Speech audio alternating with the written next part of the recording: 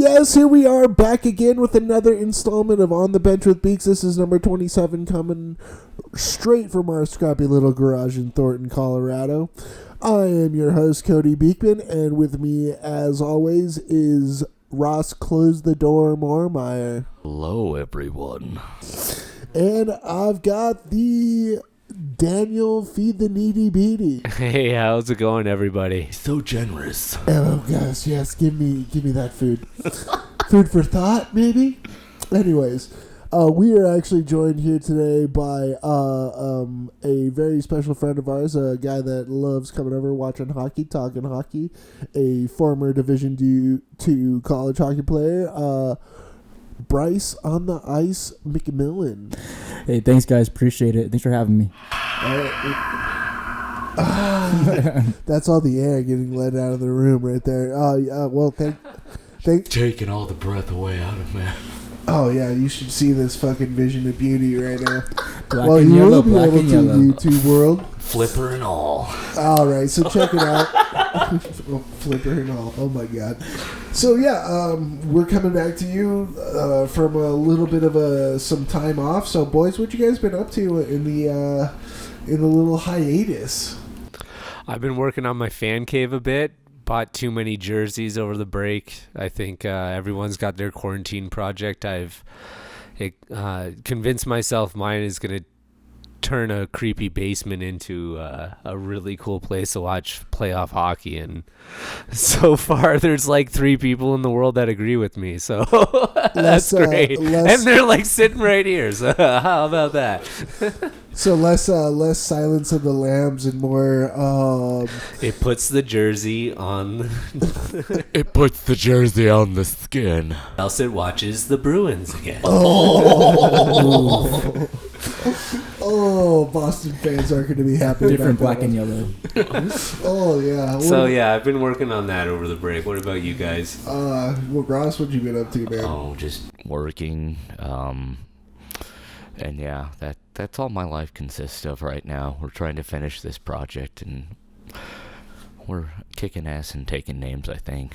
You think? All right, well, as long Hopefully. as you think. Well, Bryce, I know you and we've been spending a lot of time together watching that fucking Avs disappointment on that Game 7. Disappointing. Still can't believe it ended that way. Still can't believe it. It was all too sudden. It was all too sudden. Unbelievable. Well, I mean, yeah, Daniel, I love it. You're mad. You're mad. You're just as mad. I mean, losing to Vegas. I should be as... I don't think I'm as mad as you guys. No way. I'm proud of my boys. First of all, I'm going to call some of y'all out. You didn't give me many games this year. I'm going to shag you this situation. Wasn't me. I'm kidding. It was. It was anyway, I I thought it was going to be like, oh no, how do we keep Markstrom next year? And now I'm like, wait a minute, Demko's so good. Like, I'm thrilled. We got to improve on the back line. But, to take Vegas to 7, which might be the Western Conference finalist. I think they might be the Stanley Cup champion now that the Avs are out. I'm proud of the guys. So I take it like, yeah, I'm definitely gutted, but I don't think I'm as gutted as you guys. Well, yeah, and understandably so. I mean, obviously, a lot of people were giving Colorado the go ahead to just go ahead and take the whole gamut. And I mean, I think I can speak for the other Avs fans in this room right now and say I think you this year was us last year. Oh, okay. Where we were kind of like, holy shit. I mean, we beat the number 1 seed in the playoffs, and then now we're taking San Jose to Game 7. Right. So I think that's kind of how we were feeling last year. But yeah, this one stings a little bit more than because they have so much potential. But, yeah, you got a bunch of people hurt, too. You can't. Yeah, I mean... They did their best. It is. I do think it'd be 180 if we had the whole roster. Oh, yeah. Oh, yeah. And not let Dallas kind of get into your head, because that's what happened on that 4th goal. Yeah, they absolutely. They let them play their game. On top of that, overtime has never been an Avalanche, forte. But... Yeah. Back to Daniel's Canucks, I was surprised with Demko and what was the other guy? Markstrom, yes. Markstrom especially. Like Demko, he's not used to playing the back-to-back like games. You could tell that he was tired at the end of the second game. Well, wouldn't you if you faced Oh, like God, 109,000 shots over 3 games? You could just see the fatigue, though, compared to like your flurries and all of that, where they can do their back-to-back-to-backs and all that. Did you see Stone's like reaction to shaking Demko's hand in the lineup? Yeah. He just looked at him and he was shaking his head like, how the fuck did you do that? I don't know, Yeah, right? Like, oh, yeah. he was Well, just like, He was stoked for the kid as much as we were almost, Yeah. know?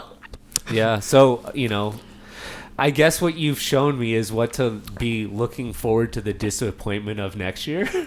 Well, it's. I'm Because just. we still got to run through you guys, right? Baby Oh, steps. Baby steps. Yeah, and I'll tell you next year. I mean, if the Avs do meet the Vancouver Canucks in the playoffs, it's war.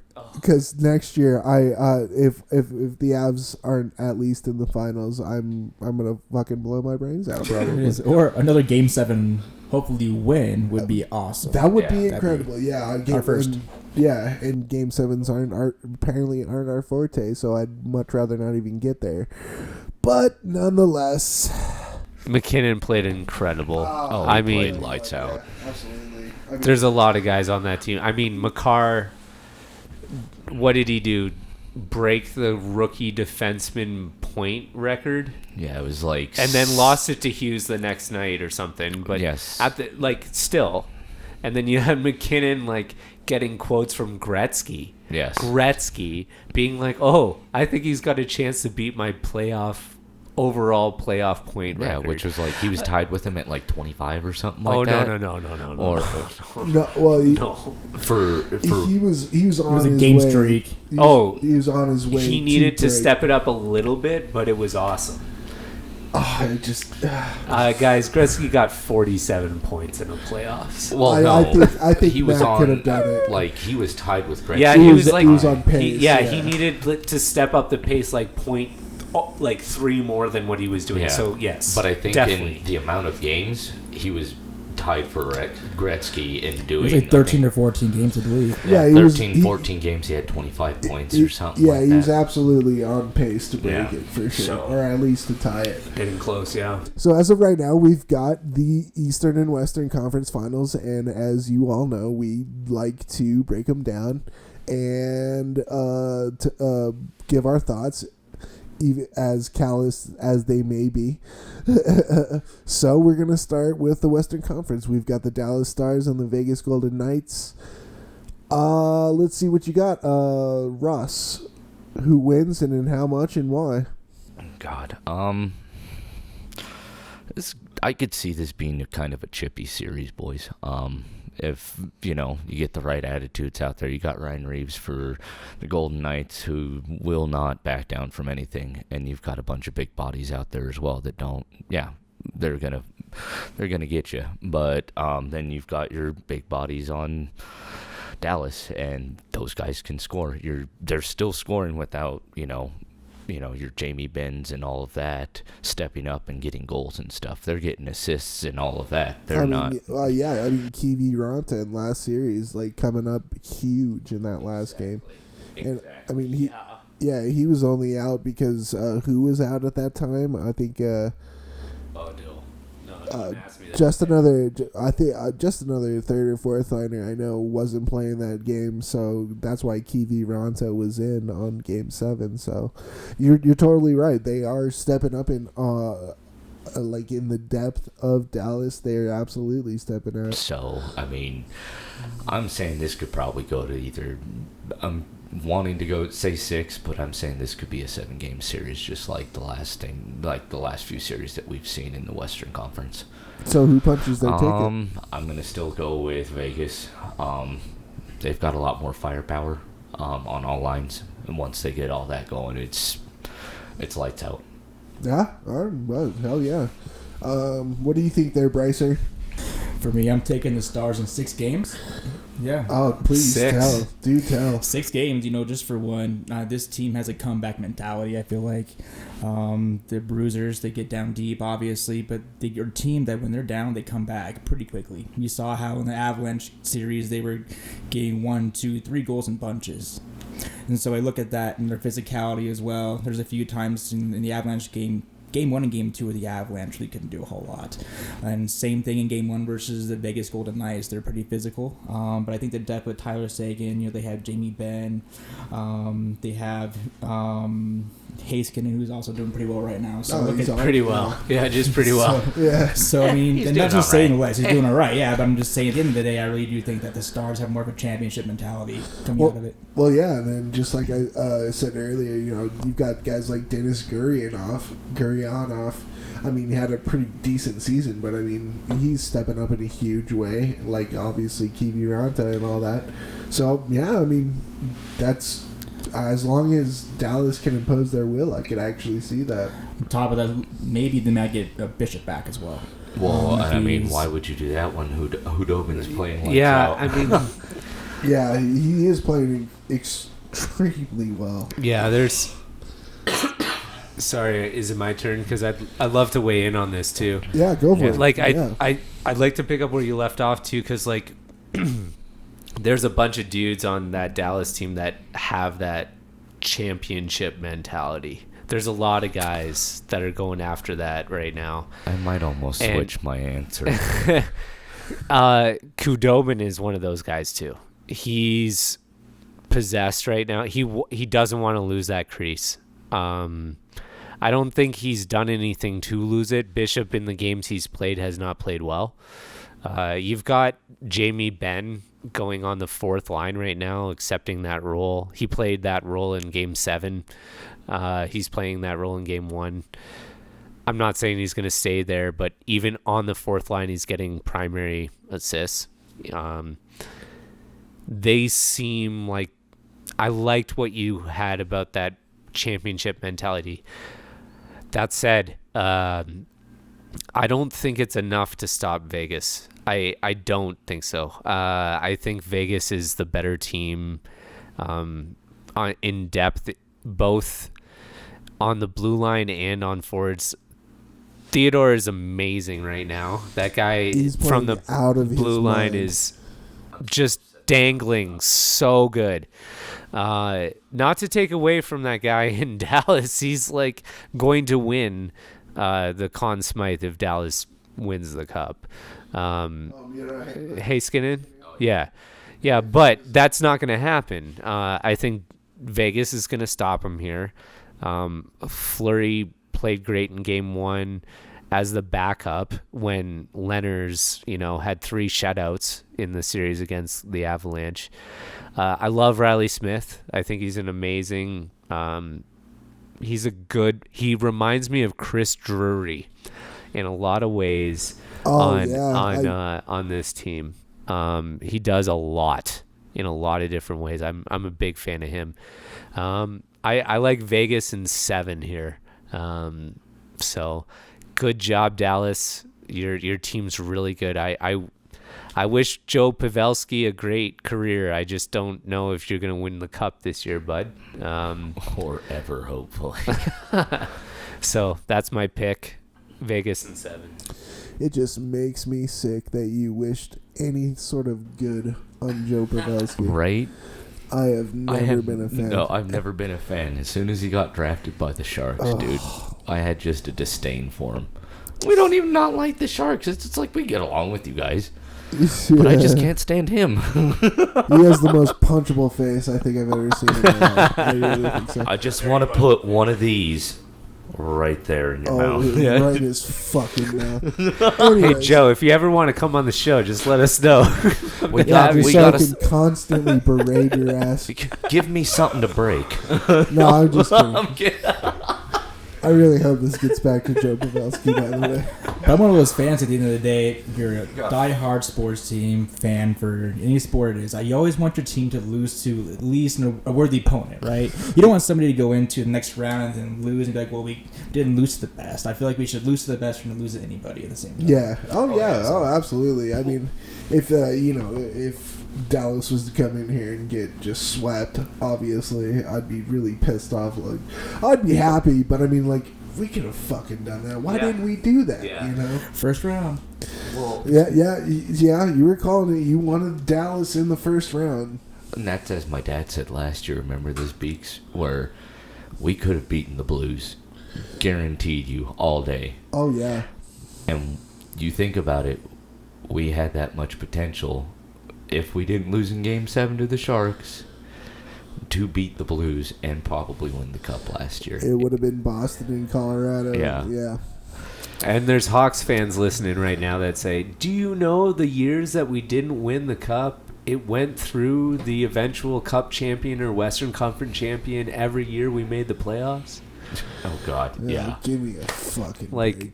everyone Hawks can make fans. that argument. Yeah. It's, Yeah, well, I mean, we got Shoulda, what we woulda, got coulda. now. So what I'm gonna say right now, I'm gonna go Vegas in 6. Ooh, 6? Yeah, So I'm gonna go Vegas in 6. you got Dallas in 6. He's got Vegas in 6? Cody's Yeah, undercutting all um, of us. It goes back to what Daniel said a lot too. Is that I just don't think Dallas has the capacity to even play with Vegas. In the very end of it, I mean, you've got a good group in Dallas, but a lot of it is they're way behind the puck against Vegas. I mean, even when the Avs started playing their game, they were completely behind the puck. They started clutching and grabbing a lot, and after a real long series with the Avalanche and that speed game, and then they come into a game series with the Vegas Golden Knights and their skill and speed, I think is just going to be the Avs 2.0. So I just think they're just going to get worn out. Yeah. That's plain and simple. I mean, yeah, good for you, Dallas. Whatever.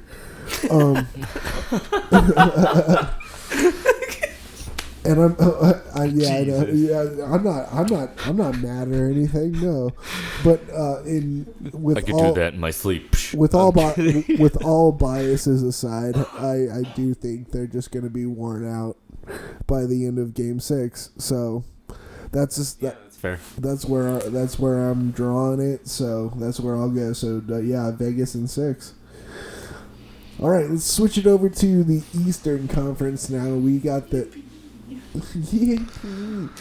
We've got the New York Islanders and Tampa Bay Lightning. Who would have ever thought that this was going to be our Eastern Conference final? Definitely not me. My bracket's fucked right now. I think a lot of our brackets are so fucked. You know what's really, really fucked up?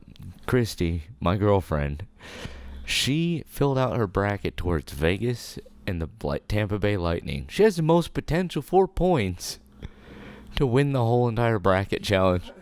And she filled her bracket out in the middle of BFE up in Yellowstone, or going to Yellowstone. Like, had to submit the thing like 7 times, she said. And correct me if I'm wrong. Like her only outlet to hockey was like you and the dog bowl, right? Yeah, and then Great. I watched a few games. I feel so great right Yeah, now. and we've watched a few games at her house, but yeah, far beyond that, yeah, her best friend's favorite team is the Golden Knights, so she picked them going to the finals. I hope someone in our and she bracket has them challenge winning too.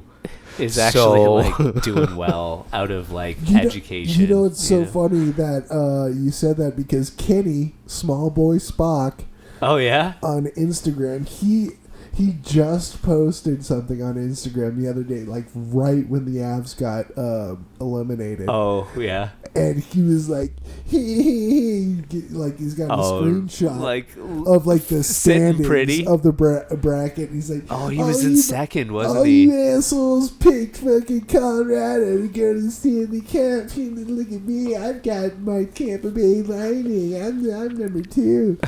Damn you, Kitty. Like, you could have picked a better time than right after the Avs getting eliminated. That's why I Kicking haven't- one of them down, eh? Oh, yeah, Jeez. seriously.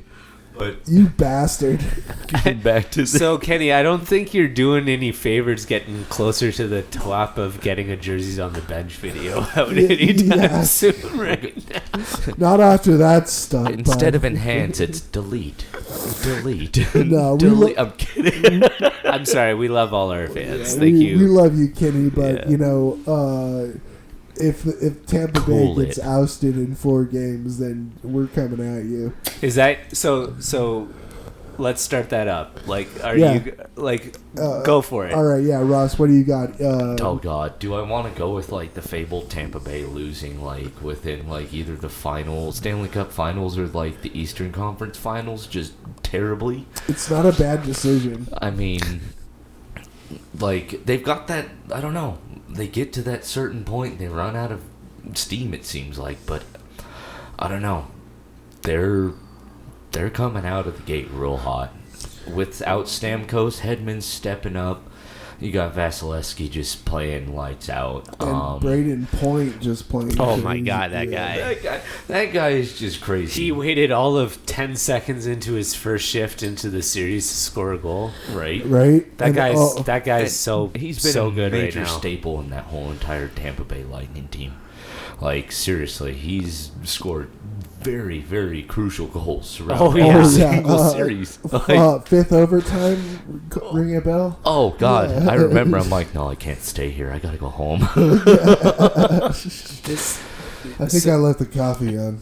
Right, but I mean, you got the Islanders. They're a relatively young squad. They've got some veterans and stuff. They got good defense. They Andy got Green, Nick Andy Leddy. Green's Yeah. clutch. Oh yeah, and then you've got Barzil.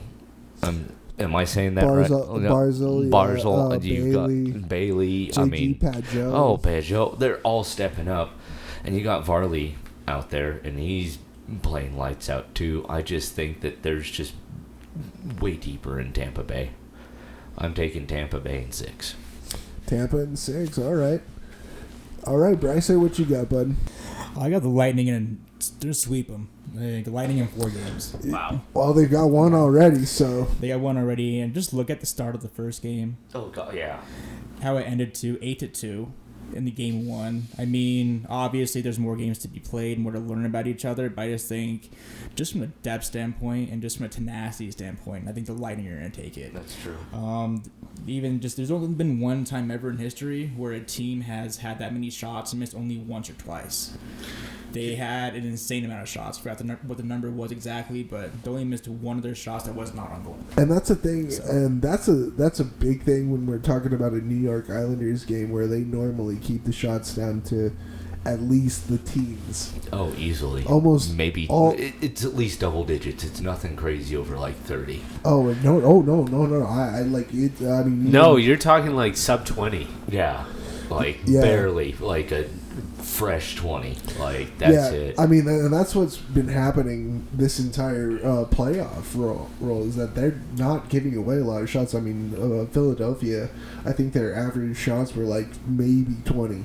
Yeah. Oh yeah. Go on. Yeah, on top of that, just look at the defense. You have Yanni Goudreau, Blake Coleman, Barclay Goudreau is his name, I think.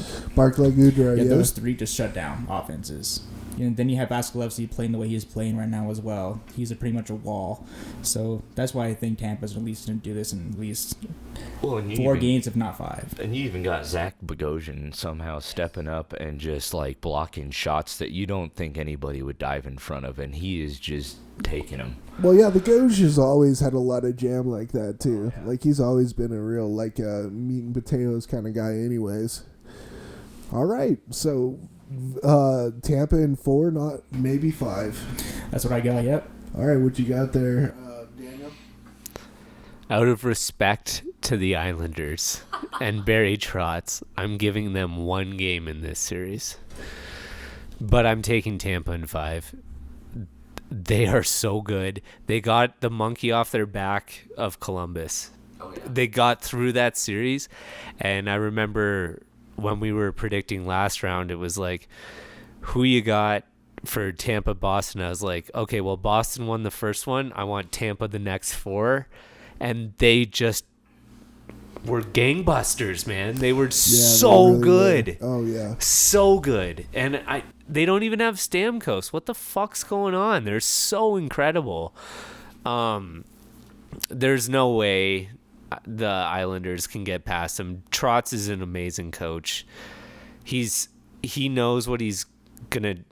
He'll make adjustments. You know. Yeah. Well, he knows He the will. potential of the team. He's But not an the idiot. only adjustments he will make is so that the next game doesn't end in 8-2. It's over. I'm sorry, guys. Like, the Islanders are for real now. Like, well, there's no weird opponent in their way that they don't match up well against anymore. Like, or poorly against anymore. Excuse me. They're going. So, yeah. Islanders. I'm sorry, but yeah, Lightning 5. Lightning 5. You know, all those arguments are very valid. I'm not gonna lie. I'll go Lightning in 6. I'm gonna give New York 2. Okay. 2 games. I'm gonna give them 2 games only because I think, I mean, an 8-2 loss is devastating. They're Especially going to come out with a fire in their belly next game. Oh yeah, and they're gonna tighten down defensively. I mean, that is what they're all about. And the Islanders score a lot of goals. But I mean, the Tampa Bay Lightning are way too visceral of a team to be bogged down by the stout defense of the New York Islanders. So I'm gonna say Lightning in 6. Okay. Wow.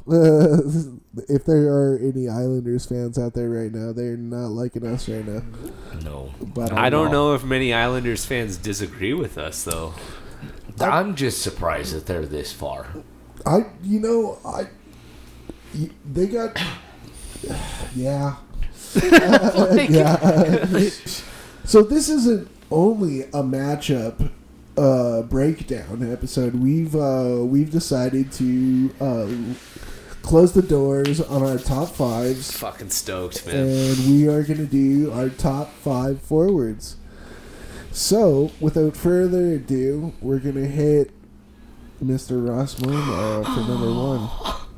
Okay, and so these are really these are not like what we think are the top best forwards. No, these not of are all time. our personal Yes. top 5 Yeah. favorite forwards. NHL can of say all time. whatever they want. That's not what I feel. So, I'm going to go with Ovi. I think he's just a talent of our generation for my number 5. I've enjoyed just watching what he's been doing on the ice, like, ever since he was a rookie. The notorious goal against the Coyotes, like, my buddy's like, no, this guy, he's for real. I'm like, bullshit. Watched that game, and I was just like, no, this kid is sick. Like, he's going places in the NHL. He's basically won every offensive award possible. He did the Conn Smythe, won the Stanley Cup. I mean, for an offensive guy and a leader, he's basically hit the nail on the head for every single award. And, I mean, cool, he doesn't have a lot of cups underneath his belt, but you got many Maurice Rocket Richard trophies under his belt, and he's just been consistently just going at it for his whole entire career. There's no stopping this guy, it seems like. Does he get more than 802 goals? God, that would be so sweet. That would be so sweet just to see that in our lifetime, honestly, dude. Does he finish number 1 in goals all time? He could. If he keeps on the pace like he has been. I mean, if he plays, what was it we talked about, like maybe 3-4 seasons tops. The thing that is incredible about Ovechkin to me is the guy, like, you're like, oh, take his best season and multiply it by these many years, and that's how many years it would take to pass Gretzky, and he does exactly that. Oh yeah, like he wins the Maurice Richard. He's so good. So. Yeah, like I think he's been. I don't have the stats on me right now. Consistently a 50-goal scorer for, I would have to say, 3/4 of his career. He's very good. He's very proficient and prolific in his position. And I mean, speaking of Ovi and speaking of Barry Trotz, I think Barry actually had a lot to do with his overall success. Oh yeah. Like it's once Barry Trotz became the head coach of the Washington Capitals, I think when you looked at Alexander Ovechkin before, I mean, yeah, you saw the goals and you saw this explosive power. Yet, I mean, who's gonna unlock it to its full potential? Not only that, but he unlocked all of his game, not just the offensive part of his game. Yeah. No longer player disconnected. You have to look out for him because you catch him like a train. You're going northbound he's always in a been a southbound physical lane. dude. Oh God, I've seen some guys that look cross-eyed. Oh yeah. After they try to get up, and they're all woozy. Well, and I thought pre-Trotz, he was kind of like a rebel without a cause. Oh almost. yeah, like he was but kind of like a young gun. You get what I'm saying? Yeah, but when Trotz came in, he really gave him a purpose. Yeah, he helped him hone basically everything else that makes Ovi right now. Oh yeah, absolutely. Like, there's the clay, had a decent amount of structure to it, and he just molded that completely to what Ovi is nowadays. Actually made him a true captain, not just someone who had a C on his jersey. Oh yeah, That's what I think. And I'm glad it happened because I mean, pre-Trotz Ovi, I could have just thrown by the wayside. Oh yeah, he did some amazing shit, as we can agree on, but he needed to step it up a notch, and I think that helped him kind of bolster kind of what he's about and what he can do. Yeah, clearly. Anything else you got to say about Ovi? No, that's it, buddy. All right, let's go number 4, bud. All right. Well, I'm going to kind of I grew up with both of these guys, and just Korea doesn't have any, big, like, record-breaking anything, except he only went to college for, 1 year before he got the Holby Baker and, got drafted by the Ducks. Let's get besides that. But just watching him and Solani just play together, and the goals that they scored, and just, I'm sorry, I couldn't pick either one. Because Solani beat Bossy's record, and he was still on pace to just do damage after that in the NHL. Well, yeah, obviously. Korea had multiple, 50-goal seasons. Both of them together, I think at one point, both of them almost got 100 points in a season. That's why, I'm picking that, because it's just amazing what, they did as individuals, but the damage that they did with each other. And that's also with, was it Ruchin? Steve Ruchin, yeah.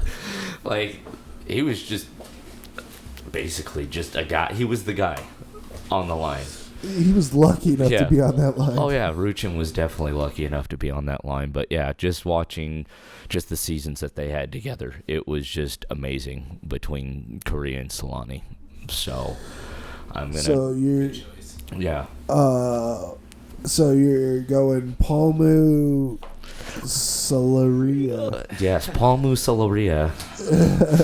Yes, but no. To be completely honest with you, I mean, especially you with your Ducks fetishism, I would believe that, I mean, those two would have gone, way higher on your top 5 there. No, there's actually a few guys that I really look up to that kind of created that whole entire offensive position, I guess, way before those guys did it.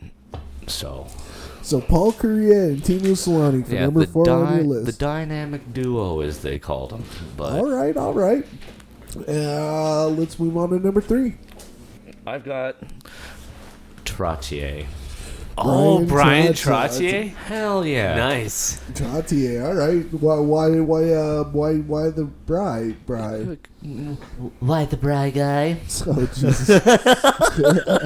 Yeah. But not only did he win 4 cups and was a staple in the whole entire Islanders team, he also won 2 other cups with the Penguins. Well, and then he won a 7th cup as... the Avs assistant Exactly. Nice. Yeah, but yeah, he has 6 actual cups underneath his belt, and he is one of the only people to have record for points in a game, which is 6, 4 goals and 2 assists. That was in the second period alone. In a playoff game. Versus Holy the shit. Rangers, I think it was. They were the team that was the team to get through during that insane, arguably best dynasty team ever of the Oilers of the late 80s. Yes, that's what knocked him off their post, basically. Yeah. So, and then also he is like one of only 8 in the NHL to have a consistent 5-goal game streak. I don't know how many games it is, but he's like one of 8 that holds I think it's a 5-game, 5 goals a game streak. My lord. Yeah. And that's also with Bossy also playing with you and Clark Gillies. Of course. I mean, and then you got Polvin in the back. Oh, gee. Well, I mean, I'll tell you right now. Yeah, when you're playing with guys like Bossy and Mike Gillies, I mean, it's pretty easy to. Mike Bossy has the best goals per game average of any NHL player ever. Mm-hmm. Yep. It was kind of a toss up between those two because Bossy was. He would have boss. He would have boss on Long Island. I love Trottier. That man did so much in the NHL, and yeah. Did I say Clark? You said Trottier. No, you said Mike Gillies. Gillies. Did I really? Yeah, you did. Jesus Christ. Sorry. We're just mixing up the team with Lanny and the Paul Correa, so we're just going and just wild card again, you know? I swear to God. All right, let's go number 2. What you got for number 2? I got the Golden Jet, Bobby Hull. Bobby Hull. There we go. Do tell, sir. Do tell. Well, not only have we met the guy, nicest guy, but he's won 1 Stanley Cup with the Hawks. He's been to multiple All-Star games just because of his play. I mean, there's you watch old clips of him. Before he's even shooting, there's people out of their seats because they know that it's going in. Because he had the fastest release or twisted wrister, as we always call it. Oh yeah, back in that documentary, it was even said in that as soon as Bobby got the puck behind the net, everybody and he started skating up the ice. Everybody was just getting out of their seats. Oh yeah, and you even get to see that in old footage and stuff. Oh, it's out there. It's out there. Was he one of the first guys to use a slap shot? He was one of the first guys to use a hooked stick. Curve stick, because they were doing that. Stan Mikita. Yeah, Stan Mikita. And those guys on the fucking Hawks were bending it in the end boards and stuff. Yeah. So, but it was just, you watch those games and he was just, that's why they called him the Golden Jet. He's got that long flowing blonde hair. That boyish blonde hair. But, I mean, he was 5 steps ahead of everyone. Yeah, I agree. But, yeah, just as many, he's one of those other guys. He's won Art Ross's. He's won every award that you could. And he's been to so many All-Star games, I didn't want to write them all down. It was over 10. I'm oh my God. He was the first hockey player ever to be paid $1 million, too. That is true. And he was the $1 million kid. And the only reason why the WHA ever even had a chance. That is true. You are right. All right, so let's go down to number 1. Number 1 on Ross Mormeyer's top forwards list, and that is Mr. Hockey. Oh, Gordy. I do not like the Red Wings at fucking all. Of course you don't. Kings, Red Wings, those are off my list those are Ross's no-nos. Yeah. But Gordie Howe, he basically wrote what offensemen were. He played till 51 too, dude. With his kids. Yeah. Yeah, that's pretty awesome. All 3 of them on the same team. Really awesome. But no, he holds records for most NHL season games played. He's got so many records. I mean, yeah, you've got you got your Gretzky's, your boys, but I mean, he just made the whole like offensive position in the NHL. He was a hard-hitting, just grinder, and he scored goals. Like, it was just, ease. And the only reason why he took the number 9 is because it gave him gave him a better place to sleep in the train when they'd go back and forth the games. I'm not even kidding. Wow, No shit. that's a cool that's piece of awesome. trivia. Oh, yeah. Damn, we haven't had trivia on OTBWB for a long time. There you go. Well, there's a little tidbit of history right we there. need to get back into that. I know. I want to. I missed seeing the disdain on your guys' faces. Well, I also like gaining other people's information too. It's so cool. And then you got Todd that's chirping awesome. in too. But yeah, no, that's the reason why he wore the number 9. Just so you could better spot on the bus. Better spot on the train, basically. That's awesome. That's fucking awesome. And see, all right, I'm gonna get on my soapbox real quick here.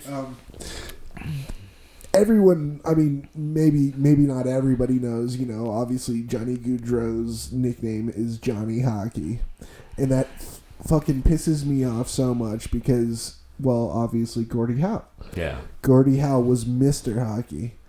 When you compare Gordie Howe to Johnny fucking Gaudreau, he would waste him still, dude. If give it was me, the kid, that kid is so far away from deserving such a moniker as having Pantene anything. Pro V. It's all right. But He didn't ask. He didn't say I'm Johnny Hockey. They gave it to him. Did. Oh, they well, everybody called him Johnny Hockey. Well, yeah, okay. Like, yeah, well, my nickname's Johnny Hockey. Yeah, but there's a lot of people that don't know about the I know. NHL a long time ago. Well, we're yeah. talking about. Like, And people it's- say there's a Gordie Howe hat trick, and they're like, "What's that? Yeah, Who's well- Gordie Howe?" That's disgusting. And that's, I mean, but it's the way it is, Yeah, and I mean, it's not like, it's not something that I wake up in the middle of the night like I fucking can't believe that shit. I mean, I get your point. I know what you mean. I mean, call him Johnny Cocky because that's more like what he is. But I mean, it just when it's too close. Yeah, it really I get is. it. And I guess it just kind of bugs me because I'm an asshole. But I mean to get the nickname with anything hockey in it, you've got. I feel like you've got to really like exemplify hockey, not just. I mean, one little part of it. Like they called Sidney Crosby the next one, and I was like, "Oh, you got to, careful now, careful." Yeah. Like, ooh. Those are fighting words right there. We'll get to that later about that stuff, but God. it's to your point about like. I mean, yeah, maybe, you're flying too close to the sun there. Yeah, maybe I'm splitting hairs, but it just kind of annoys me sometimes. It's an Icarus situation, kind of. Yeah. Well, his wings are melting because these last couple of years have been shit. Oh, yeah. All right, let's move on. I could talk about how much I hate Johnny Gaudreau all day. I've heard it. You don't want to. Yeah. You boys have sat in on many of Johnny Gaudreau hate speeches here. All right. So Bryce, the new guy coming in, our little guest sitting over there in his old jersey, his UCCS jersey. We're gonna really put the metal on you here, dude. Your top 5 forwards and why. Start with number 5 and let's go. Top 5, oh boy. Well, Ross here took my number 5 already. Alex Ovechkin, but there's obviously a lot more we can say about him, right? Oh, yeah. Yeah, they call him Ovi the Grey 8, right? Yeah. The grade 8, yeah. He has his own office. On top of that, dude. That's true. If you look at that, he's literally won almost every trophy in the NHL, including the Stanley Cup, Rocket Richard Trophy, the Art Ross Trophy, the Hart Memorial Trophy. It goes on and on and on. But I look at Ovechkin, and what I see the most out of is his accuracy, especially in the OV office. At least 8 times out of 10, he's hitting that shot in from the top of the circle. Right. Everyone knows it's coming. No one can do anything about it. It's coming every time. But top of that, just winning the cup reaching league against the Vegas Golden Knights. I mean, on top of it, he was just such a leader. There was times they were down. He was vocal. Probably one of the most vocal leaders you'll have in a hockey team, I think, is Alex Ovechkin, too, by the way. And he's so fun to watch when he celebrates, too. He doesn't just do this whole anymore. It's just, always, he's elated about the whole entire thing. There's a man right there who loves scoring. Oh, yeah. And he just loves the sport. Yeah, he is. He's a hockey guy through and through. So I mean, I don't blame you one bit for both of you. Maybe three. Do you think he's going to catch the all-time goal record? You think he'll catch Gretz? Let's see. There's enough tread in the tires. You can see just, over time, he's not the goal scorer he was, but he's still putting him in the net. I think he has enough head start to maybe do it if in the next 3-4 years if he's still around in that time, but that's kind of where I'm at. The only way that's gonna happen. Here's the way I look at it: that this man wants to play hockey. This man lives, eats, and breathes hockey. He's a Jaromir Jagr kind of guy. Oh yeah. That he will play long after he Cause we can't stop. I'm kidding. Oh my god. No, he's got that competitive spirit. And he'll be in the league as long as he can be. There's certain players that want to go out on top.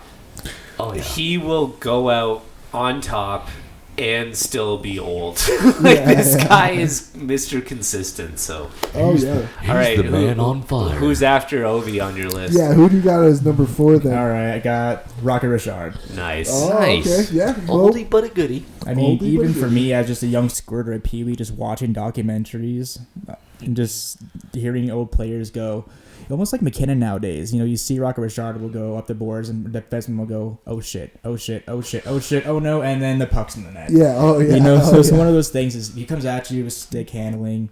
He came at you with, the physicality too as well. But I think everyone most remembers his goal scoring ability. Right? One of the first people to ever reach 50 goals. The Maurice Richard Trophy. Exactly. That's why I named it after him. Exactly. Again, Ovechkin won that, 3 or 4 times in a row? Yeah. Ferocity, man. Ferocity. Exactly. Well, and that was also when they used straight blades too. So for him to get some of the shots off when you watch all that old footage, is just amazing. Yeah, absolutely. Because I've tried to play with those sticks. Good choice. Yeah.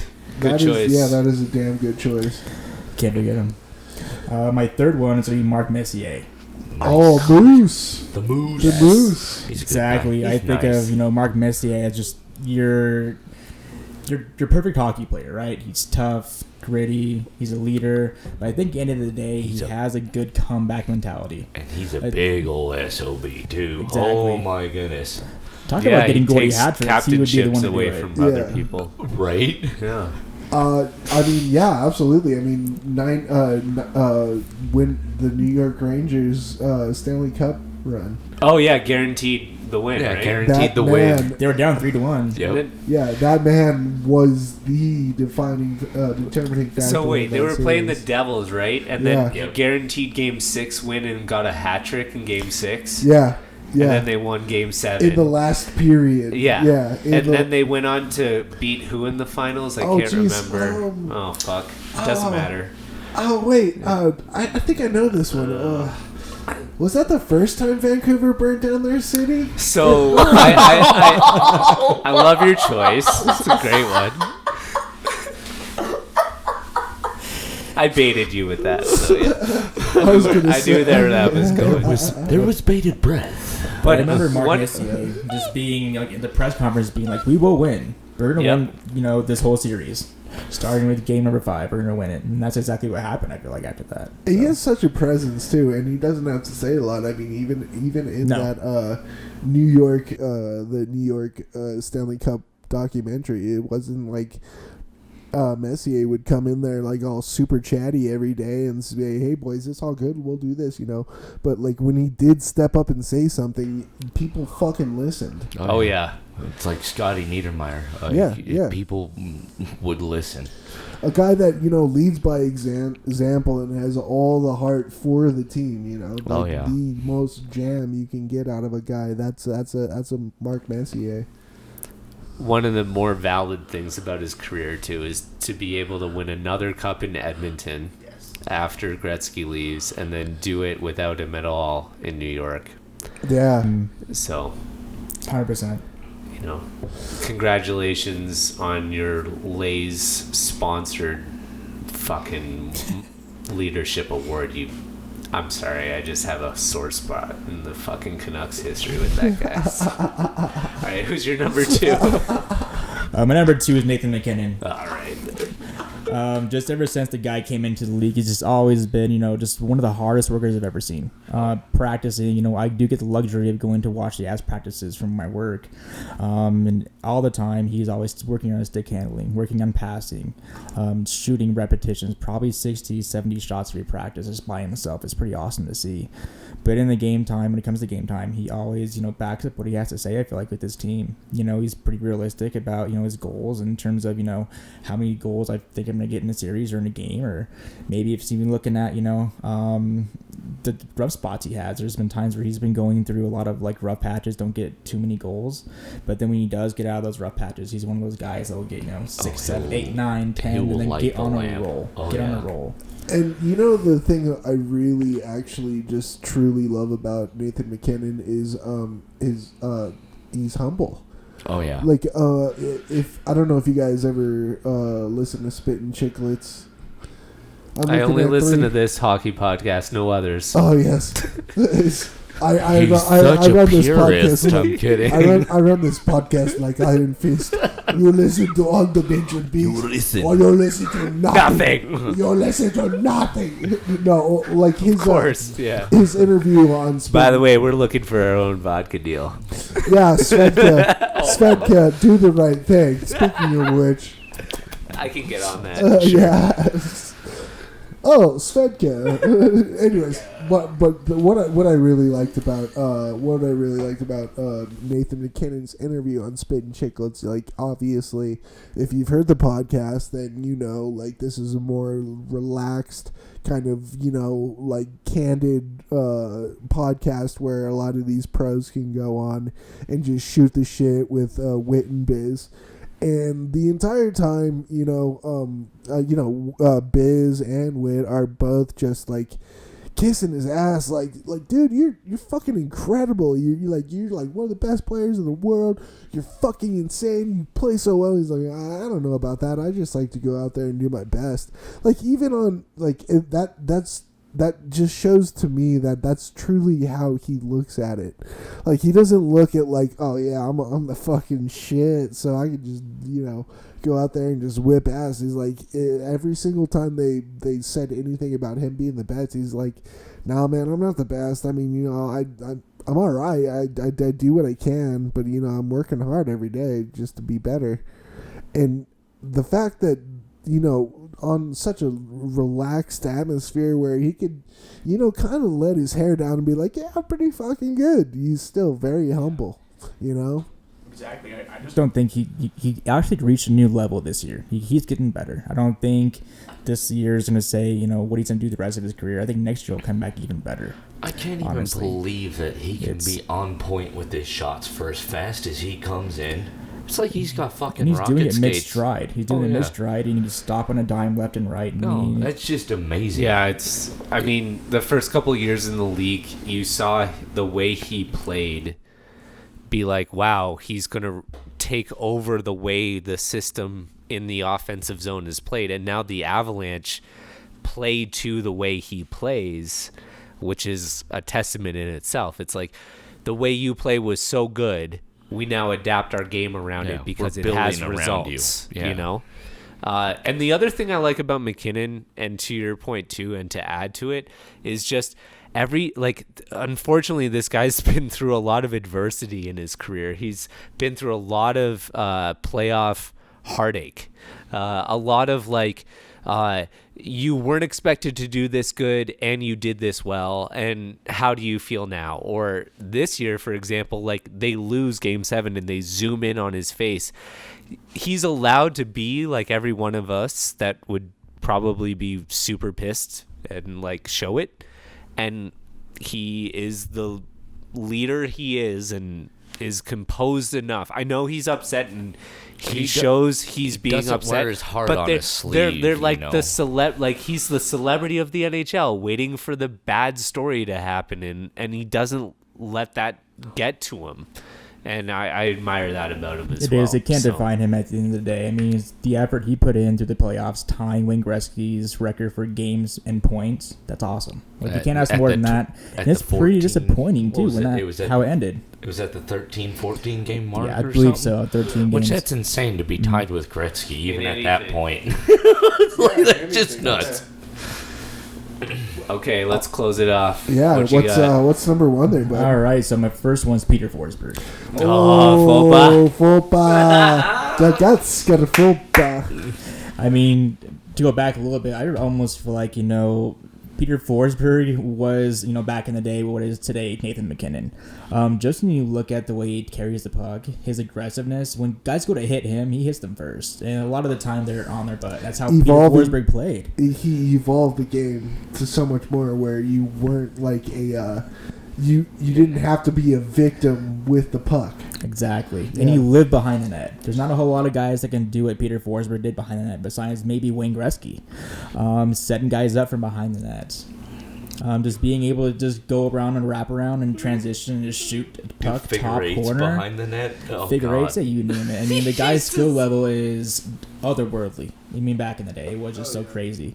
But Peter Forsberg, I just see the Avalanche, and I hear Avalanche, and Peter Forsberg's face just kind of pops into my head, along with Joe Sakic. I think, obviously, those two go without saying. But Peter Forsberg is by far, me playing as a centerman and a winger my whole life. I looked to his game a lot, and it definitely rubbed off on me a little bit. Such a good player. Well, and as my my mom's cousin Ricky and I would get into it because he's a huge Panthers fan. During that whole entire Panthers Avs stint, he's just like, you couldn't get Forsberg off the puck, at all. And I'm like, dude, you had Niedermeyer, you had Beezer, you had this top-notch team at the time, and you couldn't knock him off the puck. And that's where I've seen the figure where he's just whoop, whoop, whoop, whoop, and then he just scores. What was it? Oh, yeah. He's just a greased up pig. This is the NHL where, hooking is allowed. Well, yeah. We're talking about the time era of year where, Well, everything is, Well, that's the reason why his foot's all punching him up, with one it? hand, still everything on one hand on the stick, just doing amazing things. In the clutch and grab era, he's still just squeaking by people like they didn't even bouncing off people like he was rubber in there. Yeah. He's like a ping pong ball. No, fucking measurement restrictions on goalie chest protectors. Harder to score too. It's just fucking so good. And he didn't ever see himself as a scorer either. Yeah, no, really. He was the best at passing. His assist numbers are off the chain. Oh God, that man has probably the most incredible vision on ice that I've ever seen in my life. And I'm gonna put that out there. If y'all haven't seen the video where they dress him up, in the Swedish beer league, in the Swedish beer league, where he pretends he's not who he is. Yeah, Yeah, that's really funny. after I think the second beer, they're like, oh, football. You can just hear these guys just talking They to can the just guy. tell how he played. Oh, yeah. No, yeah, you hear these guys complaining to the guy who brought him on. Yeah, it's great. Who is this guy? Why did you bring him? He's like, I don't know, man. He said he played for a really long time. It's hilarious. It's so good. Oh, it's great. It's all in Check Swedish, but there is subtitles. I mean, for someone like me, I don't need it. But no, it actually is a really funny, and he's always known as kind of a lighthearted jokester Oh yeah, too. he's great. Oh, it's great. Yeah, do check that out. Yeah. I mean, I do wish he had more of impact when they played the Devils. I just, from his perspective, kind of wanted to see, if his spleen didn't get removed, what that would have been like for you. Sure. Oh my gosh. That is something I wonder what he thinks about a lot of the time. To be completely honest with you, it probably wouldn't even got into Game 7 if Fopa was playing that. But it was so cool. I've already told my story about where I was when I was watching Game 7. But I mean, when he hopped out on the ice when the horn sounded, man, I cried. I was like, Peter Forsberg, he's out of there. Frank fucking way. Oh my God. This is fucking crazy. Oh my God. And I know I've told you about this. Is he's one of the few that's gone double triple goal club. Oh yeah.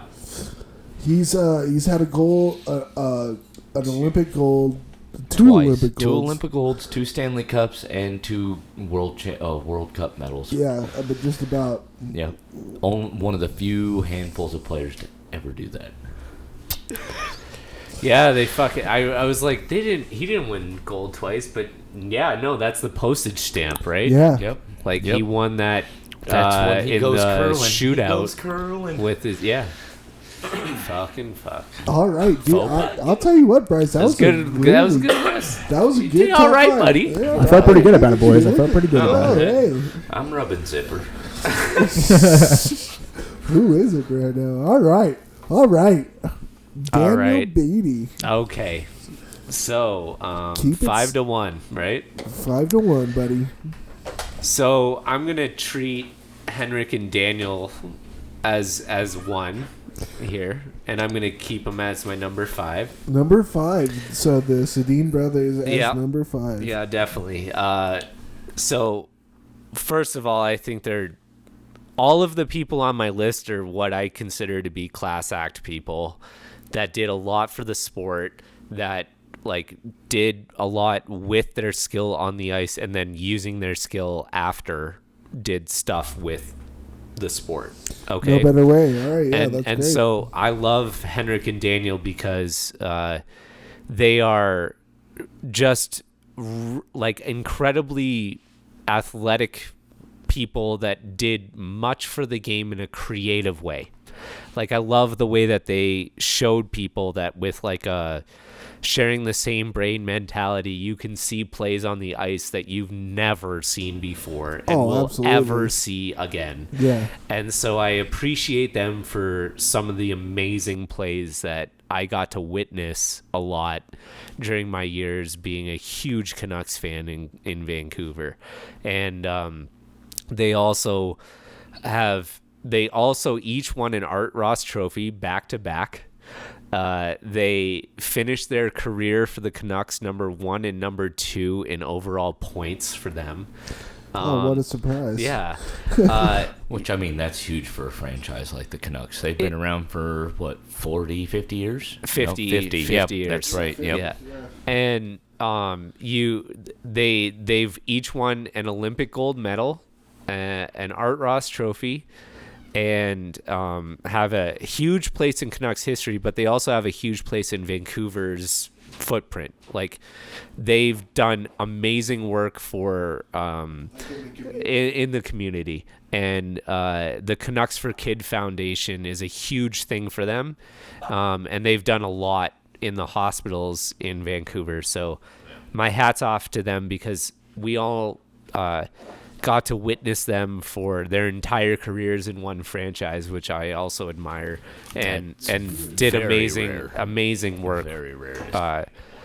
So it sucks that they never got to the ultimate with Vancouver, but they won many championships during their career, including some world championships. So very proud of those guys, and they're going to be a favorite of mine for years to come. And I'm glad I got to see them a few times. Yeah, absolutely. Well, that's And not to jab again, that was the second time you guys burned Vancouver Yes, down, right? 2011. That was the second time I may or may not have participated. gotta mention the second Yeah, time. that's Gotta right. mention the second time. Oh God! You almost got. You guys are on your way to like on a punch card or a buy one get one Yeah, free. for real, I'm like- kidding. I'm kidding. You get 10 rides. The 11th one is free. 11th one, you get a cup. All right. So moving on. So number 4, I've got Jaromir Jagr. Number nice. two, man. number 2 all time in NHL points. Broke a few of Wayne Gretzky's records, like game-winning goals and such. But the guy, like, I was looking up why I love this guy so much, and there's so many reasons. I mean, he's got a fan club of people that wear mullets to every game he plays. Oh, yeah. Which is the Traveling yeah, Jagers, which is just fucking awesome. Which, He practices in a lead-weighted vest so that he can strengthen his core and be better on the puck. And you guys are talking about Peter Forsberg like not being knocked off the puck. Like fucking Jaromir Jagr with his gigantic pants and ass. Oh yeah, you could never get the puck off that guy. Jagr ass. As soon as he put it right into your chest, man, you couldn't breathe. So forget Absolutely, about it. Yeah. Probably one of the funniest, coolest things you could read about a hockey player is when you're looking up like how his NHL, not pro, NHL career ended. It's like he was reassigned from Calgary to a team in Czech Republic, which he owns. He was reassigned to the team he owns, Kladno, right? So it's just so funny. Like this guy has been in hockey longer than like most of us forever combined have been alive. Oh yeah. He like Gordie Howe got to play with his 3 sons. That's really awesome. I crunch numbers. He's played more pro games than any other player ever. Jaromir Jagr. Like this guy just loves hockey so much.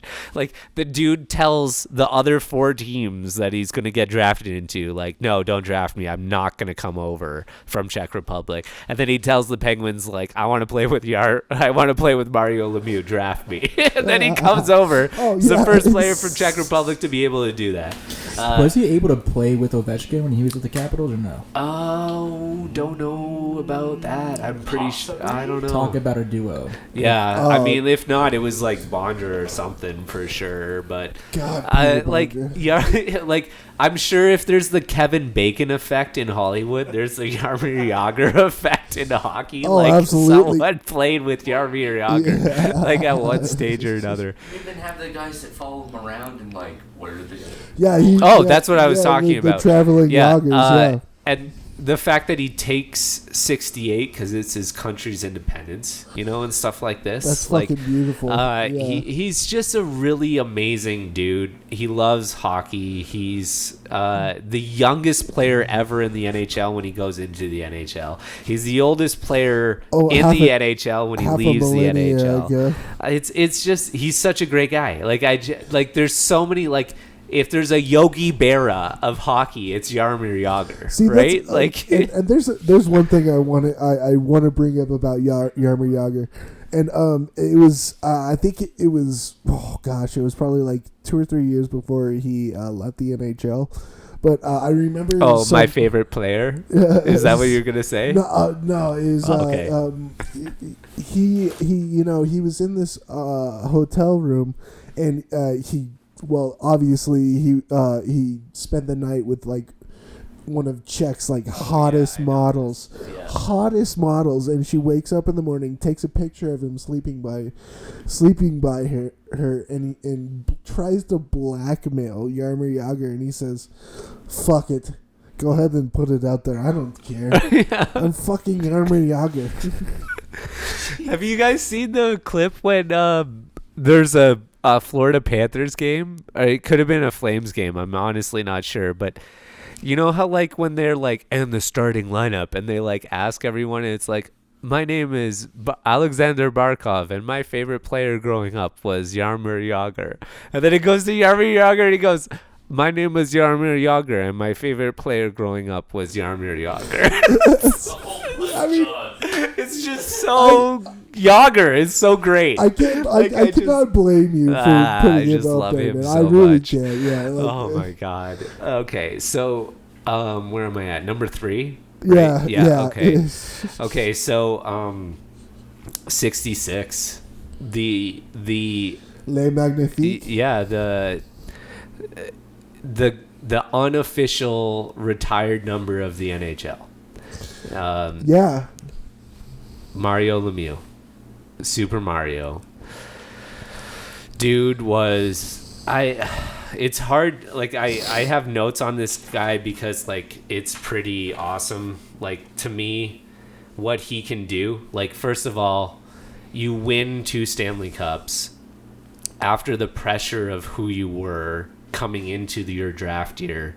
Oh, and you score your first goal. You score your first goal on your first shift on your like You live up to On your first expectations shot. immediately. Yes. You win 2 cups. You then somehow during that time become owner of that team, salvage the team from bankruptcy, then during that time come back and continue to play for that team. After getting cancer.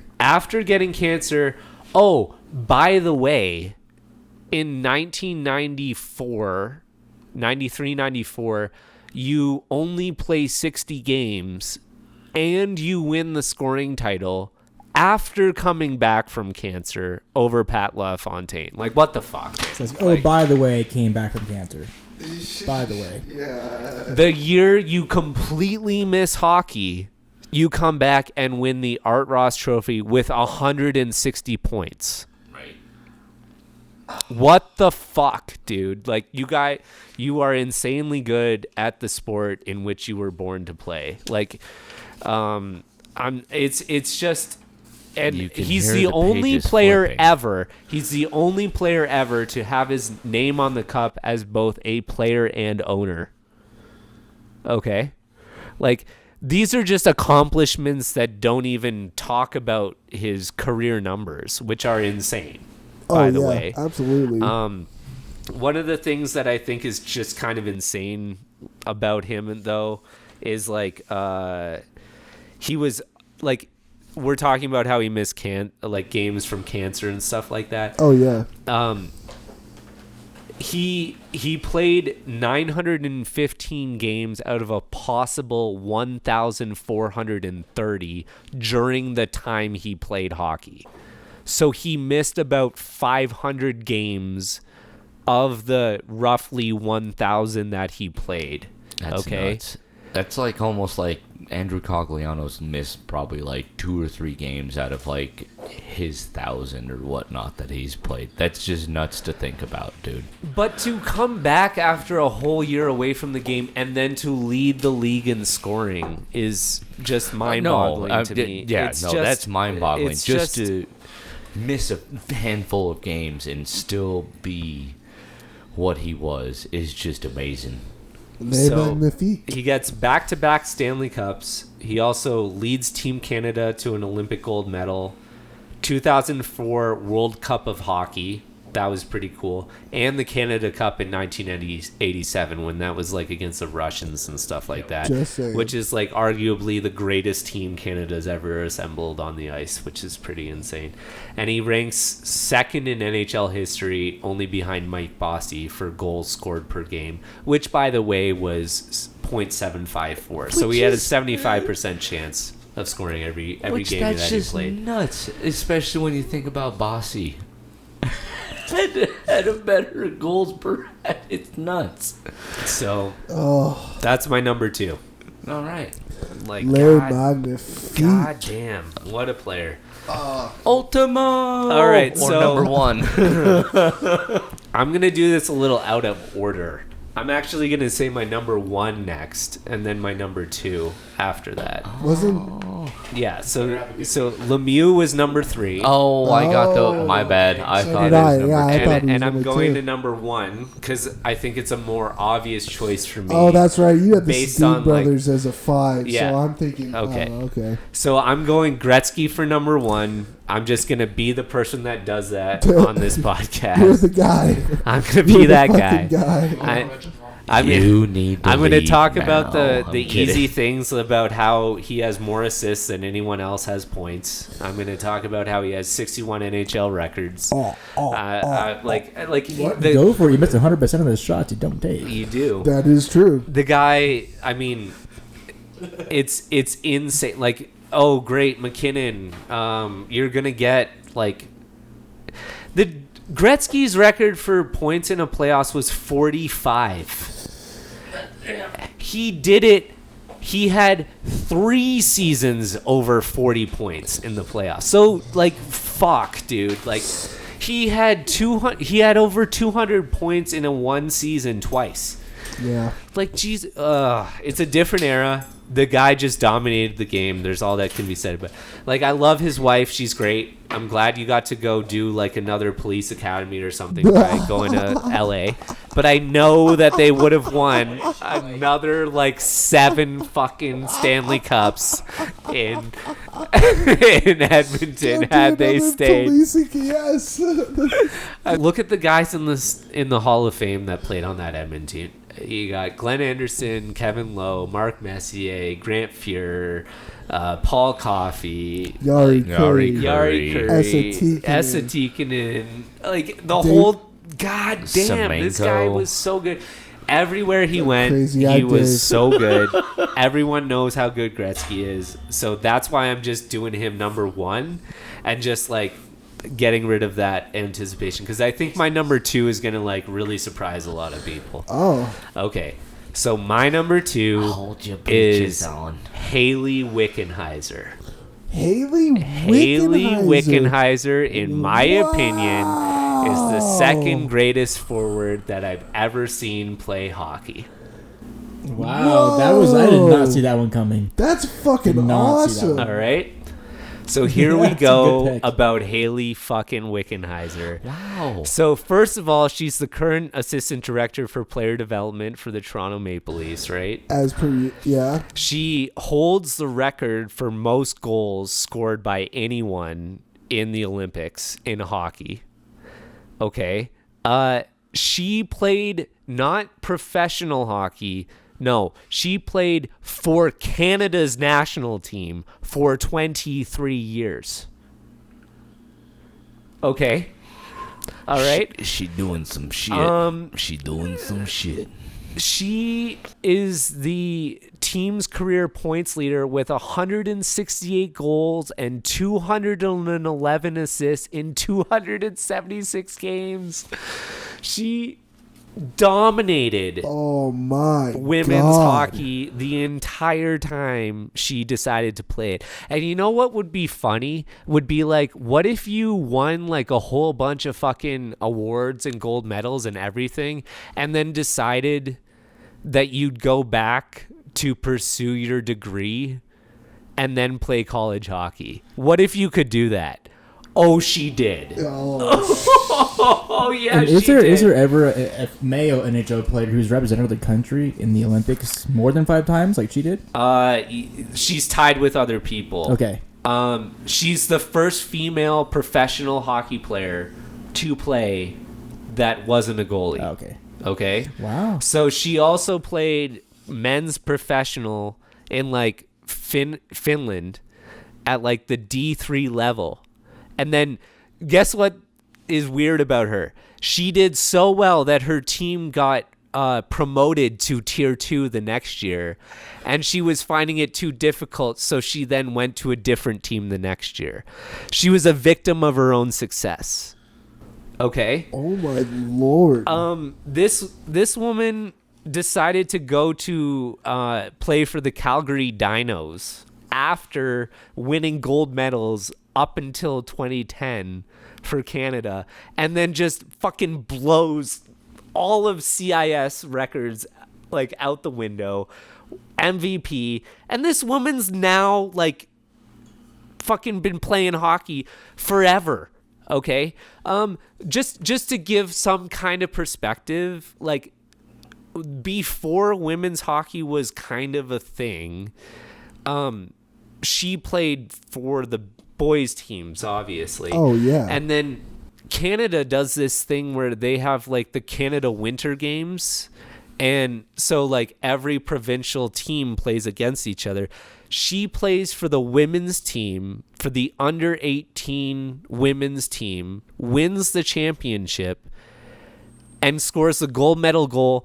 Guess how old she is on the under 18 team when she scores this gold medal goal? 13. 12. Oh my God.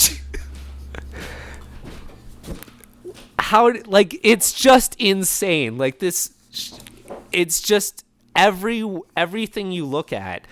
The fact that she advocated for women's hockey after she didn't think, like, the IOC didn't think it was competitive enough, after the, like, oh, it's always Canada versus USA and it doesn't matter because it's just you guys. It's like, well, the only reason we're really good is because we have pro leagues in North America, these European players are really skilled, and if they had the same league as us, they'd do as well. So not only does that tournament continue, now the leagues develop better in Europe as a result. She's in the Hall of Fame. She deserves to be there. She's my number 2, Hayley Wickenheiser. Holy shit. Yeah, I'm pretty sure she'll get the nod here soon because there's been some she's amazing. She's in the Hall. Oh, she is. Oh yeah. Oh, I was gonna say if she didn't get her nod here. Oh, do you know why she didn't get to go to her Hall of Fame speech? Because she was doing her medical exams at the University of Calgary to become a doctor. Like, mind blown. She, by the way, played 2 sports, softball as well. Oh yeah. By the way, she also played for Team Canada in 2000 in the Summer Olympics. Man, I kind of wish I went before you. Now mine's are just gonna be like, sorry, I know. You can fucking piss off. No one's gonna follow that successfully at all. That's kind of where we should just end this in this episode. Well, all right. Stop. I'm kidding. I mean, cheers to you, Hayley. Fuck yeah. Fuck yeah. Hey, cheers all around, and a special cheers to Hayley Wickenheiser. I remember her induction too, and she I obviously did not realize the extent of how incredible of a career she had, but I mean, even just listening to her accomplishments that were announced at the Hall induction were incredible as well. So I'm actually really stoked I learned so much about Hayley because that's fucking incredible. I mean, yeah, we've got Cammy Granato, but I mean, fuck, man, let's go. Hop on your horse, bud. We need a U.S. Wiccan. We'll go Team Sweden. Sweden, get on your horse. Get a Swedish Wickenheiser out there. But I mean, wow, that's nuts. All right, so number 5, I'm going Ian LaPerriere. Oh, Lappy, such a good choice, man. Ian fucking LaPerriere. I mean, when he was done, he had a face that really only a mother could love. I mean, you talk about a team first kind of guy. Oh, and that is what hockey's all about. I remember watching him block a puck with his face. I wonder how many times he's been punched in the face. Times. His nose is amazing. Times. I mean, his nose is just a button. See, that's just punched in like 40 times. That's the thing about Lappy, man. He would always do anything for the team. That's why I have the banner hanging up in my garage. I mean, he was the guy to number 1, to make a hit, to grind, to get those dirty ass goals, and just have so much jam. And obviously he could throw the knucks like crazy, and the fact that we've talked about this several times, how if during a fight, yes. I love this. Anytime he would see somebody going down, he'd put his hand. He would try to cradle that guy's head, just so he didn't bounce it off the ice. And I mean, to have that kind of like state of mind, obviously I'm pounding this guy in the face, but to have so much respect for somebody else to really have half a mind to engage some sort of like safety protocol in that is just incredible. I agree, especially in today's hockey, and people are just hammering each other, there's almost unwritten rules. And I think Ian LaPerriere did a great job of doing that. He saving always, and being a good he was sport. such a great team player, man. Yeah. So you're saying you want my signed rookie card? Didn't he after like I think he ended up going to the Flyers, and then didn't he end up helping out with like player development for the Flyers? He was a Flyers assistant coach for a while. Yeah, he was a multifaceted being in the actual Flyers organization. And that's the thing is that a lot of people see him as kind of like a more goonish kind of. He like really player wasn't, and stuff. honestly. But the man had hockey IQ. That's what I liked about the Flyers doing that, because like as a fan I was like, this guy already is got a place in my heart, but for like the NHL somehow to validate that, I was like, sweet. Yeah, he absolutely. was a bruiser, but I mean mainly he put his face too far near. Well, and that's kind of that's funny that you mentioned that. So yeah, it was really funny. Like halfway through his stint in Philadelphia, like I think some reporter or some member of the media had asked him, like, why don't you get your nose fixed? You got all this money. He's like, well, I'm not done playing hockey. There's a lot more fights and a lot more pucks to block. I'll do it when I retire. Oh, yeah. And he just gives this crooked smile where like half his teeth are missing. And it's just, I'll never forget that. Like just like Ian LePerriere was easily one of my top favorite forwards. Yeah, nice choice. Yeah. All right. So number 4, the best mustache in the biz. Lanny Mcdonald. Nice. There you go. I loved talking to him at the hall. He was so nice. Hockey players should drive a Harley to practice. And this is I kind of picked mine kind of almost on the same kind of basis as you did. Okay. Just like a lot of like player heart and just what they do, being an ambassador of the game. And I think Lanny McDonald is probably the number one ambassador to the game of hockey. Oh, 100%. And yeah. And I'll tell you right now, I mean, he's had a long road. Getting thrown out of Toronto. Basically getting thrown out of Toronto. With that weird ass like shield that he had. Whatever. It was the weirdest thing ever. Like it was. His helmet was goofy as hell too. Oh yeah, but I mean, those are just minuscule things in Lanny McDonald's career. Really, like I mean, obviously getting shot down to Colorado, like having just the worst time. I mean, that was a hard deck to be dealt right there. Yeah, they only lasted 2 or 3 seasons. The Rockies. Yeah, I think anybody who played with the Colorado Rockies they had was not having a good time. And then finally, working his way up to Calgary, where he spent most of his career, I would say, and finally getting that cup, man. I mean, and him scoring the game-winning. That's pretty awesome. And just seeing that look on his face, like he's just... Yeah, somehow could see that smile under that gigantic mustache. Well, that's the thing, too. He had the playoff beard going, son. Like, he played for the Flames and he looked like a fireman. Well, that's the thing is, though, like, Lanny... to me, I think Lanny just...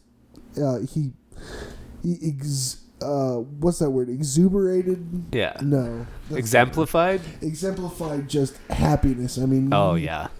You have never seen Lanny without a smile on his face, man. And that's the thing, is that his smile was almost as big as his mustache. Oh, yeah. And I think that's such a huge thing to do. And I mean, obviously in the NHL, where there's so many reasons, and especially along in his career, to, not smile at all.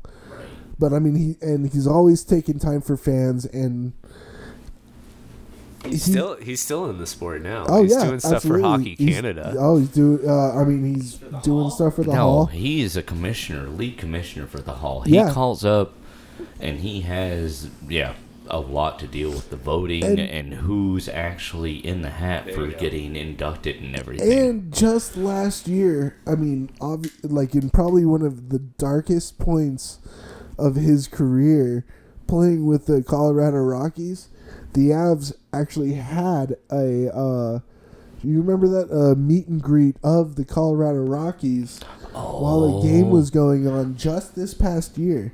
Yeah, I remember that. And that was probably the darkest point of his career. He still made it down to Denver to do a meet and greet. He was all smiles and grins and everything. So, and I mean, Lanny McDonald's my number 4.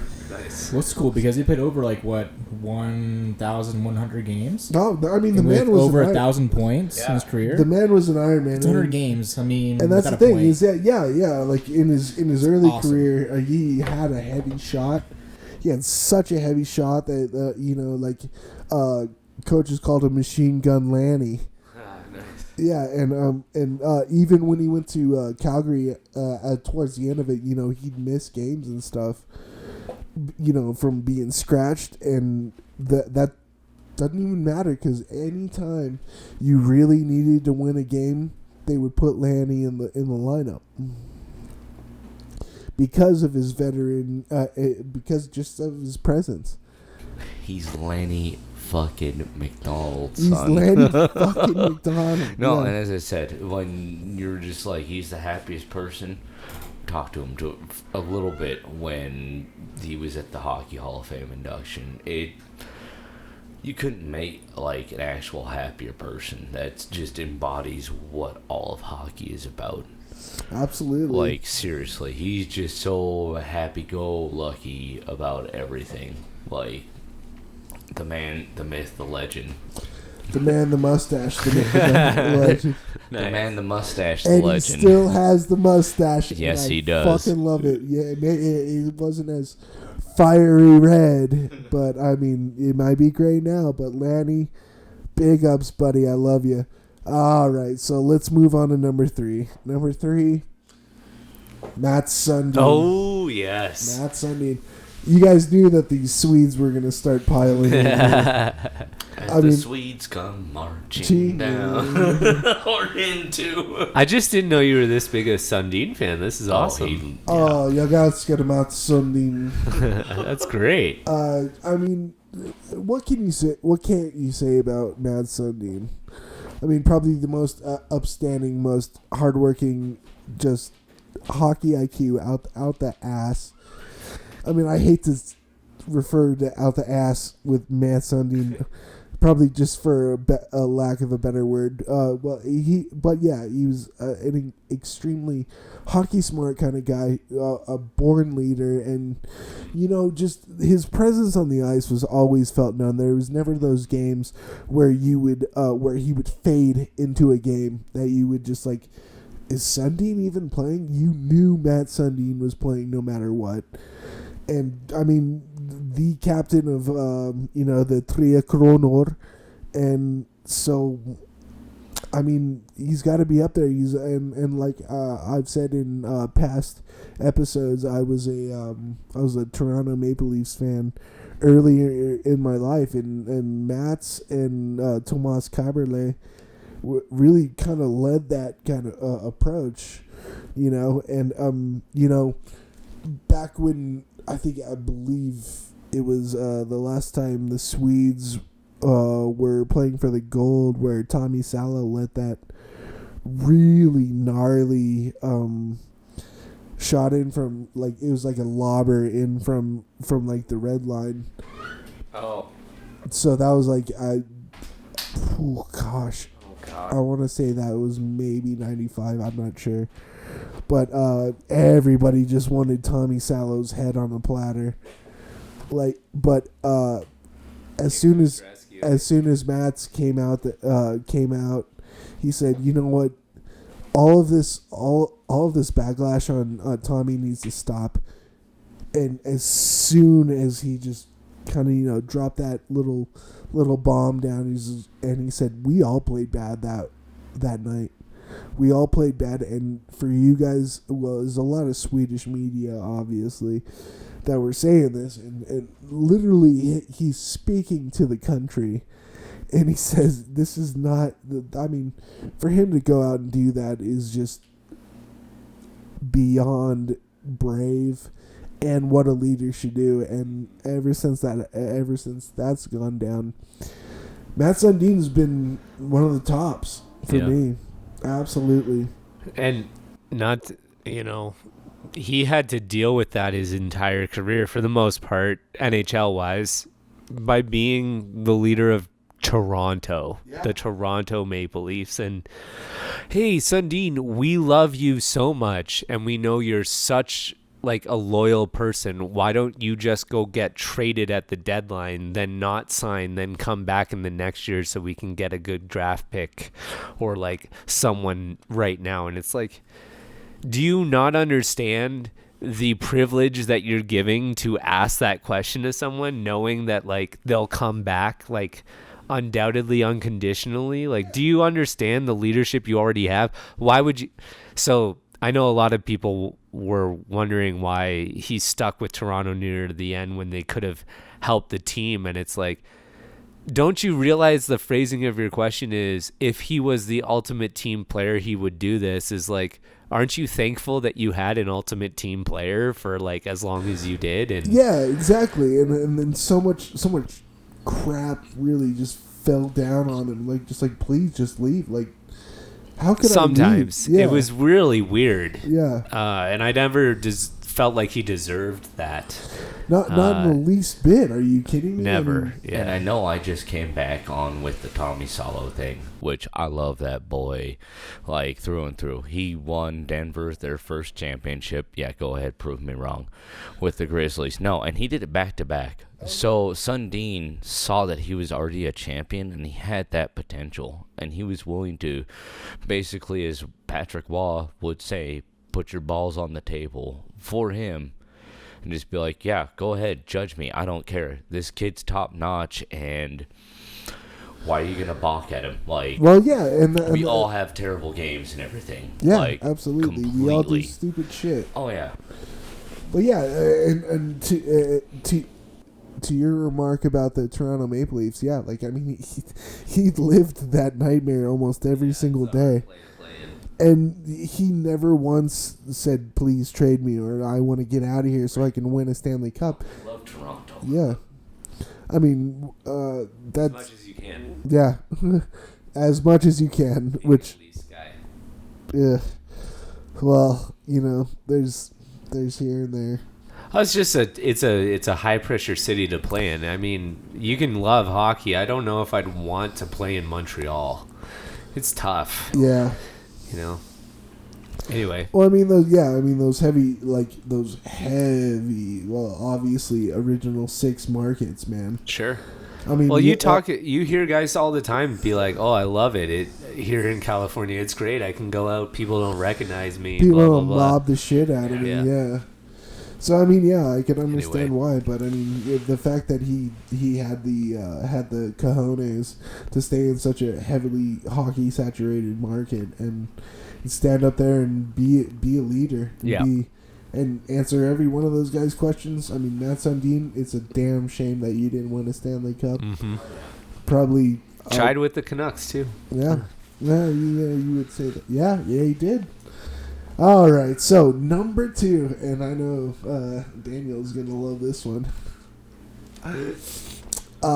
Number 2 is Patrice Bergeron. Oh fuck. I mean, okay, I get it. Come on, I get it. No, like, I can't completely hate it. The guy has won my country gold medals. Like, I'm not. Not only that, but the man is probably the most solid forward that the game has seen since It's a long time. the 90s. That is a whole lot of truth right there, buddy. I'll tell you right now. Who else? Yeah, can I'm you, thinking about it. I'm buffering for a long time. Yeah, it's else, hard. In this He's day and AOL dial-up right age, now, folks. Can you say is more solid and more dependable and more respectable than Patrice Bergeron? It's hard. It's really hard. Yeah, the "prove me wrong" meme is correct right now. Oh, There's yeah, like, I mean the man has. I mean, and coming from what like a second round, like when you look 45th. Thank you. Yeah, when you're drafted second round, 45th overall, do you really expect a lot of situations in the AHL to go your way? I would not expect the success of someone like exactly, that. I've seen a Datsuk-like player like that all the time. Obviously, but no, to your point, I agree. Yeah, to become the fucking stasis yeah, I mean, of a team. It's interesting because as I think about like who I'd compare it to, it's only people that didn't win the Selke during the time Bergeron played. Yeah. Like, it was like Kessler for maybe 2 years. For maybe 2 years at his prime was better than Bergeron at his worst. You know, like, yeah, when he was like, when he had pneumonia. So yeah, no, I mean, I mean, like, honestly, when I went back to hockey, I kind of wanted to model myself after Patrice Bergeron. You know, after my hiatus in hockey, coming back, I wanted to play like Patrice Bergeron. I wanted to be that center that was responsible for both ends of the team. You know. I can think of a lot of other defensive forwards, but not like giftedly offensively or in the face-off dot like this guy was, or played as many penalties. Face-offs, dude. Like, oh my god. Just unreal. Great choice. In every aspect of the game. The Selke, I mean, holy shit, yeah, it might as well be the Bergie Award. And I think he's one of the few players that's won it back-to-back. I mean, the man is always possibly up, like, to back. No matter what, Bergie's gonna be one of the final names for a Selke Award. Yeah, No not doubt even that. about it. Possibly win the damn thing.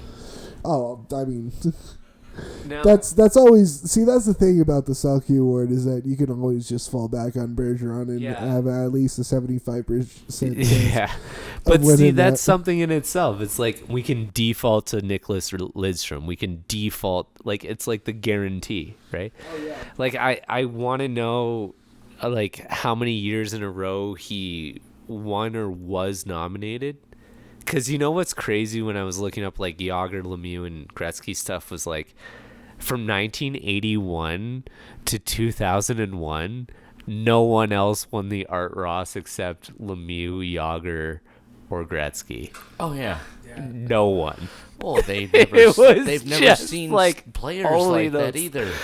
And my point is, like, that's insane in itself. But almost on the other side of that spectrum is, like, if you could say something about Bergeron of, for every year, for X amount of years in a row, Bergeron either was the winner or nominated for the Selke. Oh, and that I would bet be you every it's single like year. No, it's every pretty single close year. to that. So yeah, At least within the last, like, 5 years. But I mean, let's go to number one, and this is probably pretty obvious.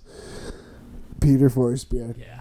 Forsberg. I mean, the man, the myth, the legend. Like, We are not worthy. We are not worthy. just as you said about the Golden Jet, I mean, maybe for me it was like every time Peter had the puck, I was ready to see something incredible. Okay. And any time I would love to be him. I'd love to have his skill. I would love, like, to have his vision on the ice was comparable to none. It's just so, people need to watch clips of that era if they've only seen post-lockout hockey. Yeah. Because it's hard to understand how they were putting up more points in a league that made it harder for them to score. Absolutely. In the clutch and grab era, it was not It makes like today's no sense NHL. how good those guys were. Oh yeah. Well, and that was And also when they were knocking each other, like, with fights, and you had the big bruisers and all that stuff too. Well, and that's the thing, is that something as simple as what would be called today in the NHL there, you hardly touch a guy's stick over the hands. That's they were that's a getting penalty. slashed in the feet, It hooked all didn't- over. yeah, It didn't matter, yeah, dude. They exactly. were just berating these guys. And you've got a guy like Peter Forsberg who's just dodging. He had the 5 Ds of dodgeball, is what you're saying, Yeah, my friend. dip, diving, ducking, and dodging. Dirty hockey was his game. No, and that's the thing, is that he didn't play dirty hockey. I mean, he had the reverse hit, which was fucking revolutionary in the point, like just how we were talking about I mean, dirty earlier. as in sick, nasty. Like, Well, I mean, sickness. oh yeah. Well, Just something else. yeah. I mean, the man could just play so well under these. Well, basically with just everybody, like, I mean, flames of Vesuvius coming down on you. Like everybody just trying to take a whack at him, and that was FOPA. I like The when you man- like, go into the blue line, just take a sharp turn right above the circle and just wait. Like that was like Peter Forsberg. It was. I mean, he really did revolutionize the sport and really did usher in a lot of these more skilled skaters to come into this. But yet, he wasn't a prima donna, man. He could take a hit, he could give a hit, and he would keep going. And discipline too. He wouldn't take a whole lot of shit, and he would do it nicely. He would just kind of go about his own business. The man, I grew to absolutely just look forward to playing, seeing him play his game. So that's my top one. I'm happy you picked it, Cody. That's why I picked him as well. Fopa, all day long. Fopa. And I'm pretty sure my Swedish friend Peter would be kind of mad at me if I didn't pick Fopa. But skål Peter and skål Fopa. I think we all had some great choices. Like, No, seriously. that was incredible. I'm surprised there weren't more double ups. Honestly, that Oh, was yeah. really cool. For real. Yeah, Well, and I even went in. What did I say? How many fucks picked Wayne Gretzky as number one? just one. Just this one. fuck. Just that one fuck. Just To that be one honest, to fuck. have the true number one. I feel like at the end of the I day, mean, you Oh, really- yeah, It you was, don't- it was inevitable. Obviously, Gretz But- was gonna. I mean, Sure. it's unavoidable Daniel. for sure. Yeah, but it was really cool hearing why people were the number one. Because to me, like Yeah. that mattered even more. Because like that's the cool thing about hockey is like you can be so the person that's into it for just this one area, and there's so many areas of hockey that it's a you can love. multifaceted thing. So- It's a beautiful thing. Well, that's exactly why I like doing these things. And you know what, Keats? I know you dodged a bullet with this top five, but And I can see him. I fucking hate this shit. I fucking hate this. Well, boys, I mean, that sounds like a pretty damn good episode right Should there, we do man. top 5 fighters next? Top five Gooners? Yeah. Oh, I mean, we'll think about it. Yeah. There you go. I'll tell you what. So check this out. I mean, we've got a few exciting things coming up. Obviously, we are still going to be doing the first ever On the Bench with Beeks quiz Nice. coming up here soon. You've been talking to him? Oh yeah, obviously, Oh, God. obviously, with our work schedules having to push this one back, we're gonna give him a little bit longer, But My work schedule. so it'll probably be not It's this fair. Sat- It's not like he's gonna pass it I anyway. know. Yeah, for He's not. This is from all episodes, correct? Oh, yeah. yeah. Yeah. Well, Okay. all He's the in ones for it. up until last one where we. So the announced longer we it, talk, the worse it gets for him. The Oh, longer he has to absolutely. listen. Oh, yes. Well, I No. mean, the man's got a lot to work on. No, he's like, screwed. he He's got really 25 episodes to catch up on. does. Yeah, well, and I'll tell you right Before now, the last couple. there's a lot of just like garbage that he's gonna have to sift through. There you go. Way to talk about our podcast. There's a lot of shit you gotta wade through. Yes. I think all our listeners can agree. Like, yeah. But you've got your work cut out for you, Augie. So yeah, we still got that going on, and the best thing is that we've got pins, stickers, Woo! hats, really cool hats on Thanks. sale now. Thanks to My Beer Nation. Thank you to My Beer Nation. Thank you, as My per Beer, usual. My Beer Nation. They're always the number one proprietor of beer journals on iOS. Check them out. Give them a like, And thank you to Dog Nation. Boys, you want to say thank you to anybody? Oh, I just want to say thanks for all the listeners out there that keep giving us an ear. We really appreciate it. I hope you like this episode.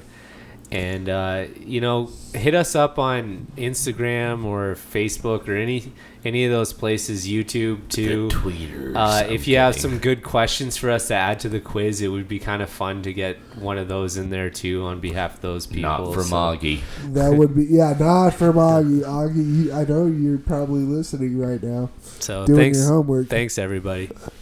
Absolutely. Bryce, you got anything to say? Thank you for having me, guys. It was awesome. it's Do great. appreciate it. It was great. Oh, yeah. What do you got, Ross? Well, I always enjoy it. It's like a comedy and a tragedy. It's like a Shakespeare, like... It is bloody Shakespeare, you know? For sure. But no, I always like the camaraderie, the funny jokes, notes, anecdotes, and all that fun stuff. So Absolutely. thank you for the listeners and just you guys. So Likewise, I want to say thank you to the listeners. Thank you to everybody who still likes to hear our shit. We're going to keep fucking complaining about, talking about, singing about. So thank you for everybody. Tucson Talk and V Horsch. Thank you. See you guys.